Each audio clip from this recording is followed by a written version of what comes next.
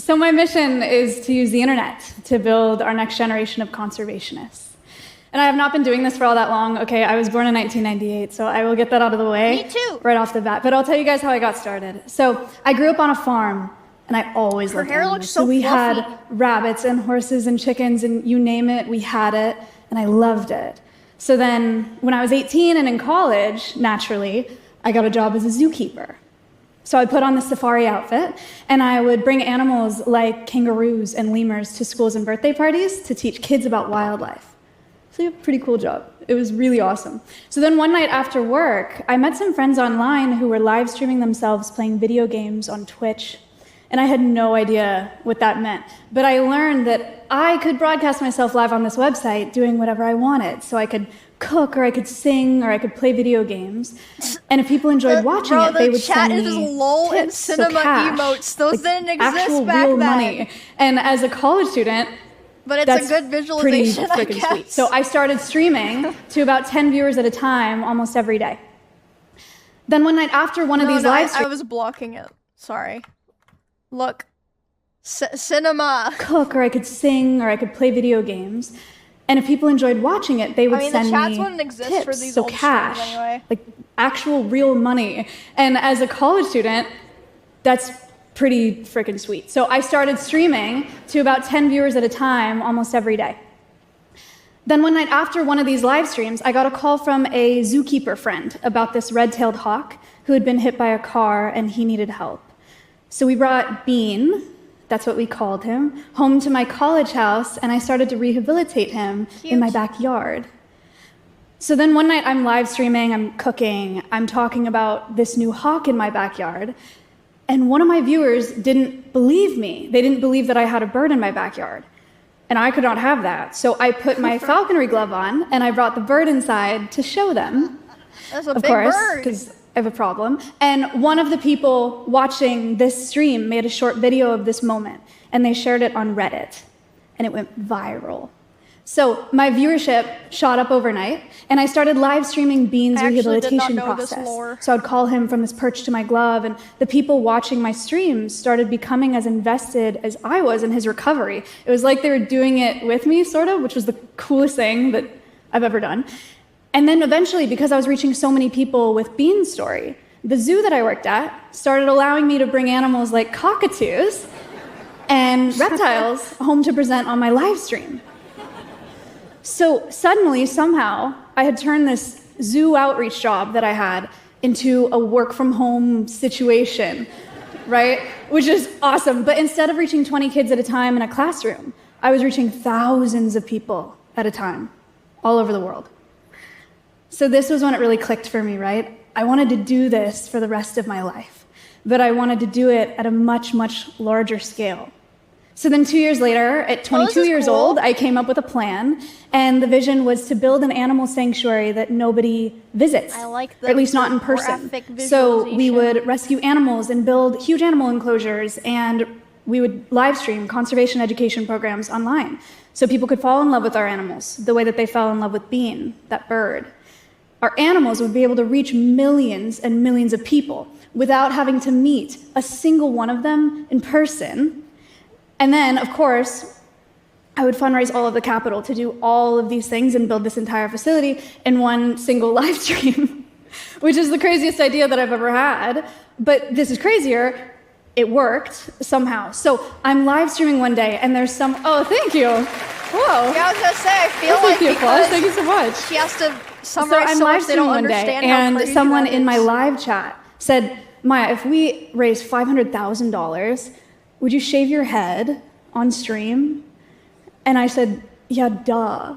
Because who wouldn't do that? Who in their right mind wouldn't do that? Apparently that was pretty motivating though, because over the course of a 21-hour-long live stream, we fundraised $573,000 to build the sanctuary. So I bought some land in Austin, Texas, started building animal enclosures, and I started growing my hair back. And that takes about 2 years, in case anyone was curious. And these screens are huge. emiruLIVE. That is a huge picture of me bald in front of a lot of people. Okay, so next up, was Hey, Oscar, thanks for rescuing 52 animals. months. Okay, so Appa and Momo are marmosets. They're these Oh, very wait, I remember them. tiny, They're very, so very cute. charming New World monkeys. Someone originally bought them as pets online, but then after years of inadequate care, they were brought to us for rehabilitation. So they now live at Alveus to help teach people about the exploitation of primates in the pet trade and about the importance of conserving their rainforest habitats too. They also have a little iPad to play games on now. It's very, very cute. Finn is an American red fox who was confiscated from the illegal pet trade in California. I remember him too. So he and his best friend Reed now live at Alveus to help teach people about the nightmare that is the fur trade, helping to build a new generation of fur-free consumers. Then there's Winnie the Moo. She's a cow. She was rescued from a beef operation in Oklahoma. She lives at Alveus to help teach people about commercial agriculture and how it impacts animal welfare and our planet. One way that viewers can support the sanctuary is by feeding Winnie treats. So a $5 donation made online results in treats being dispensed via this automated feeder. To date, that treat feeder has generated over $38,000 in funding for the sanctuary. Isn't that crazy? That's a lot of treats. She's a very happy cow. Since 2019, through live streaming, I have raised over $7.5 million for conservation causes across the globe. Some that came from us, guys. In 2025 alone, we reached over 250 million people with conservation education online. It's over 10 million classrooms, just like the ones that I was bringing zoo animals to in college, just in the last year. Alveus is now home to rescued parrots and emus and monkeys and wolf dogs and more, and we have those 36 cameras that are live streaming them 24 hours a day. But the beautiful thing about these live cameras is our animals are all blissfully unaware of the thousands of eyes on them at any given time. Not being open to the public means that our animals are less stressed by the unpredictable factors that come with people visiting, right? It also means that we've never had to divert any of our funding to guest experiences, like gift shops and concession stands and parking lots. But one of the most positive benefits is we've developed one of the most accessible zoo models in the world. Anyone with an internet connection can visit our animals for free from their device from anywhere on the planet, and they do. Our online demographic, our online community, they range from about 17 to 28 years old. We are our nation's new voters, new consumers, and up-and-coming decision makers. We hold the future of this planet in our hands. But most of our online community didn't even join with an interest in environmentalism at all. They are just normal people, internet users who stumbled across our content in one of their many, many feeds. Alveus Sanctuary brings conservation to young people largely by meeting them where they already are, which is on social media. But before social media, TV programming was establishing the best examples of conservationists, right? Heroes like Steve Irwin and David Attenborough and Jane Goodall. These are obviously some of my personal heroes, probably some of yours as well, as they should be. These guys rock, right? But for most of us, it can be really hard to see ourselves in such legends. It leaves us feeling like that work is just a far-off dream that only other people achieve. But at Alveus, that dream doesn't feel so far off.